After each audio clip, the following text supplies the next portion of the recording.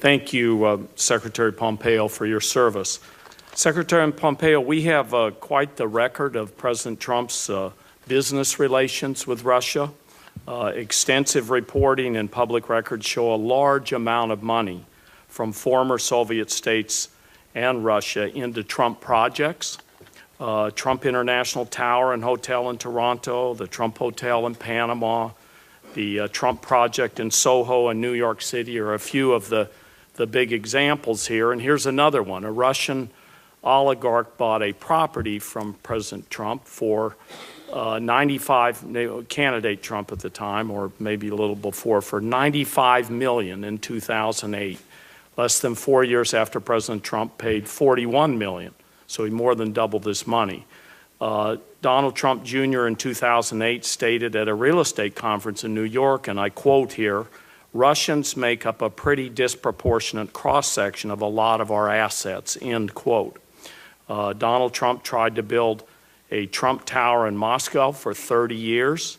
He even tweeted in 2013, "Trump Tower Moscow is next," that's in quotes. In 2015, answering a question from indicted Russian operative and alleged spy Maria Butina, candidate Trump made clear his desires with Russia, stating, "I would get along well with Putin and that I don't think we need the sanctions." Now the Russian ambassador to the United States has said the president made, and this is his quote, "important verbal agreements with President Putin."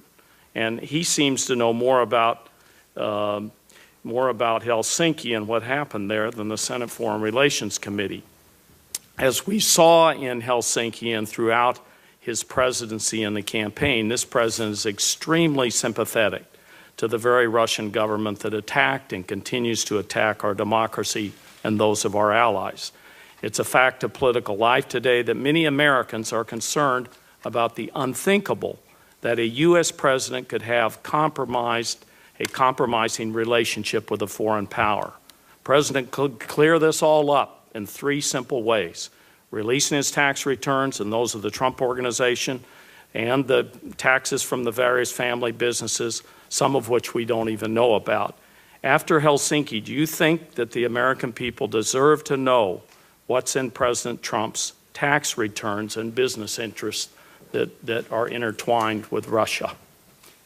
Senator, I'm going to try to stay out of the same political circus that you and I ended up in last time I was sitting here, and simply respond by saying this same president with which you seem to express such deep concern is engaged in a massive defense buildup which threatens Vladimir Putin's regime. He instructed us to put together a nuclear posture review that has set Vladimir Putin on his ear because of its robustness and the recapitalization of our nuclear program.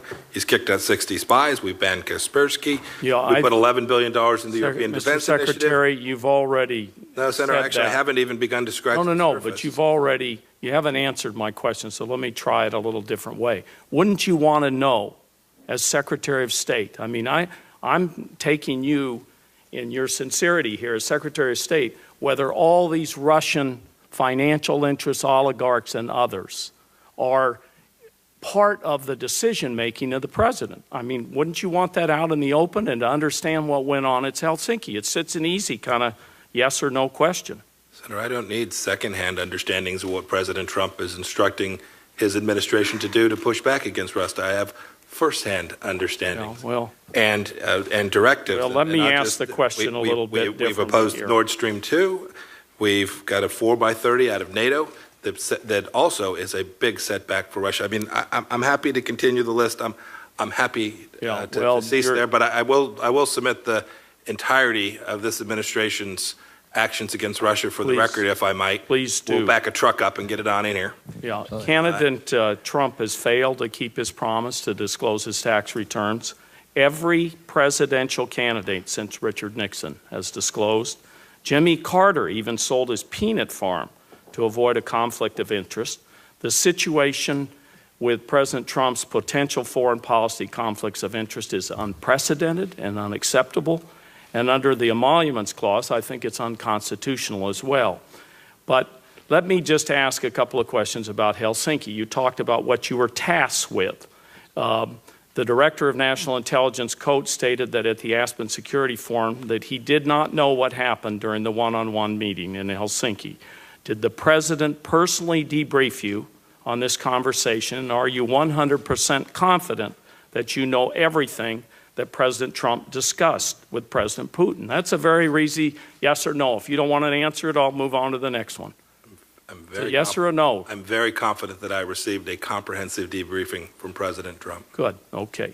Now, do you know for a fact whether President Trump or President Putin discussed any investments in Trump properties or any Trump projects, such as the previous attempt to build a Trump real estate project in Moscow? Senator, again, I'm going to try and stay out of the political circus. No, but were you, sir, were were you tasked with that? You gave us a list of what you were tasked with. I came here to talk about American foreign policy today. I've attempted to articulate President Trump's policy. All of these business interests are entwined, sir, with our foreign policy. Yes, a foreign policy that has led to a massive defense buildup, a nuclear posture review that has frightened Vladimir Putin, 60 spies, 213 sanctions.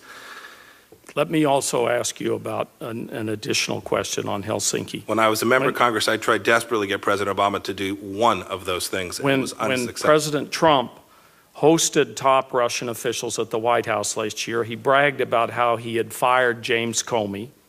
At his press conference with Putin, President Trump called Special Counselor Mueller's investigation a disaster for the country. Can you tell us what President Trump discussed about the investigation during his private meeting with President Putin?